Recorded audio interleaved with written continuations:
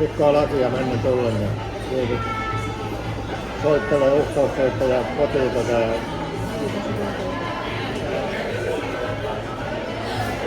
juristi, ihan oikein juristi, että soittaa potilaille, ihmiselle, yrittäjälle illalla ennen puoli 9 ja uhkaa ja kaikkea mitä tapahtuu. Onko tämä nyt sitten työntekijöiden edunajamista vai jotain ihan muuta? Eikö niin?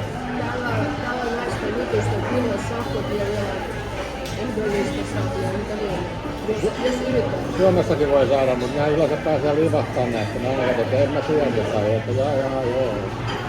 Että ei me saisi. Sillä ei mitään, mutta sä et tiedä, se ei ole laki. Mullahan ne lopetti silloin, kun toi työnantajien toi edustaja Ykkönen toi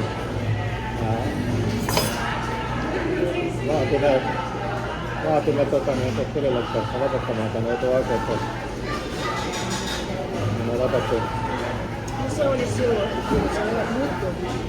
Se oli Joo. En mä usko, että tuossa hirveästi on eroita ammattiliittojen suhteen, koska ammattiliitot on niin, mitä ne on. Ainakin mitä TV:tä on katsonut.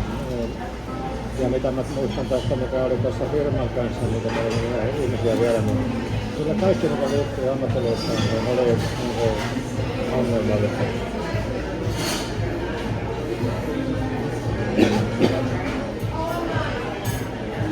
Semmoinen lähestymistapa meillä kaikilla niin semmoinen omituinen.